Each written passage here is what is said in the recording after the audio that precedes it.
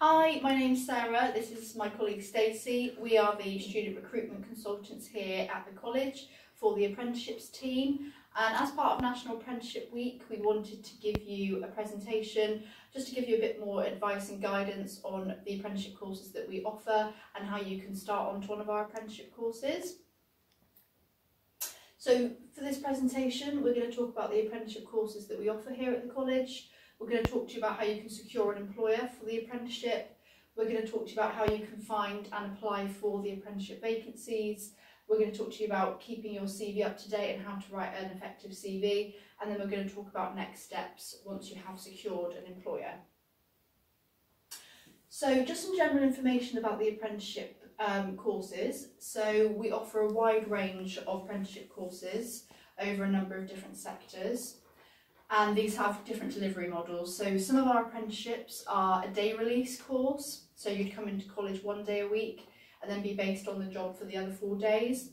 You would come into college for the same day each week. Some of our course delivery is entirely work-based. So you'd be based on the job 5 days a week. You'd have an assessor that would visit you every 6 weeks or so, and you would develop a on-the-job skills portfolio and complete coursework online. Some of our courses are a block release delivery, where you would come into college for 2-week blocks at a time, spaced throughout the academic year. Some of the benefits to doing an apprenticeship is you'll be paid whilst you're gaining your qualification. At the moment, the minimum wage for an apprentice is £4.30 an hour, but this is due to go up in April, and most of our employers do pay more than that, and it's completely negotiable with your employer. We would say about 80% of our employers do pay above that rate. You'll also be issued with an employee contract and entitled to the same working rights as any other employee. Another benefit is you'll gain real transferable work-based skills, which you can put on your CV, and you'll also have a reference that you can put on your CV as well, if you do choose to move on from that work setting once you've completed the qualification. So here is a list of the sector areas that we do apprenticeships for. So under each heading we do a number of different apprenticeship courses. All of these can be found on the Wiltshire College University Centre website. Or if you have any specific queries about any of the courses under any of these sectors, just give us an email or a phone call and we'd be happy to give you some advice and guidance. Some of them do have different entry criteria and some of them have different work delivery. So you will have to either have a look on the website or check with us to find out more information.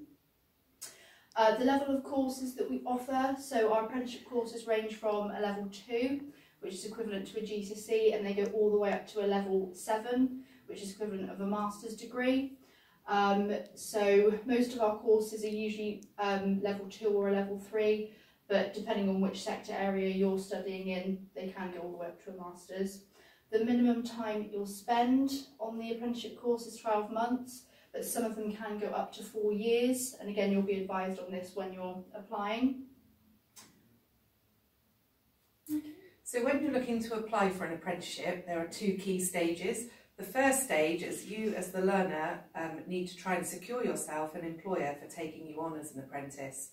Once you have applied, it goes through the same kind of process as applying for any other job. You'll hopefully be shortlisted to go for an interview, and then once you're at that interview, to sell yourself as to why you would be the best candidate for that position. Once you have secured your employer, we then ask you to go onto our Wiltshire College University Centre website, where you then apply for your apprenticeship programme.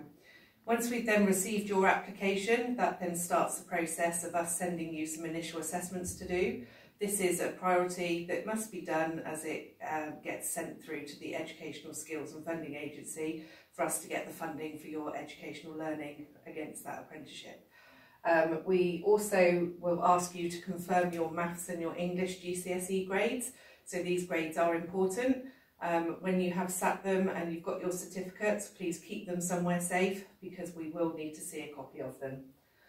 If you don't think you're going to meet your grades that you need for your apprenticeship, then please do give us a call, seek some advice, and we will guide you the best we can as to how we can get you where you need to go.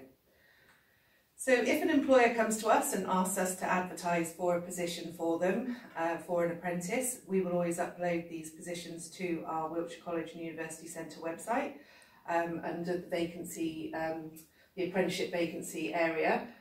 This automatically is linked with the gov.uk Find an Apprenticeship website. So it will be worth going on there, setting up an account and getting some alerts for the areas that you're interested in. Bear in mind that this is a national website, so make sure you secure your areas of location of where you're looking. So when you're going on to apply for an apprenticeship, we do say that it is best to write in full sentences.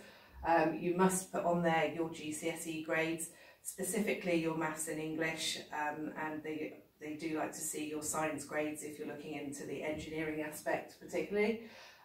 Do put on there any other qualifications that you have received, and also try and put on there as much information as you can, because ultimately this is your first chance of selling yourself to that potential employer.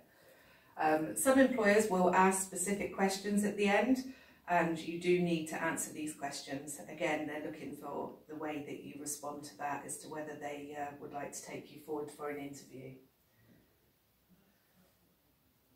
We can also help you with some CV advice.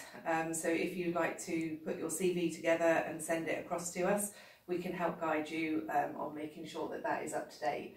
But we do ask, please make sure your contact details are kept up to date, because you will get communicated to via email and via the telephone. It's so important to make sure that the details on there are correct. Once you've secured your employer for your apprenticeship and you've then applied for your apprenticeship programme through our website as well, as mentioned earlier, you will receive an email from us asking you to complete some initial assessments. It is important that these are done in a timely manner, but failure to do so will hold up the process of being able to enrol you onto your course. We will also contact your employer, and there's obviously a process we need to go through with them as well. But yeah, you will then be contacted once all the paperwork's all lined up, and hopefully we can get everything in line for you to be able to start your apprenticeship programme. But ultimately, Sarah and I are here to help. If you need to email us at all, then our email address is popped up over there, apprenticeships@wiltshire.ac.uk, or give us a call on 0845 345 2235. We're happy to help.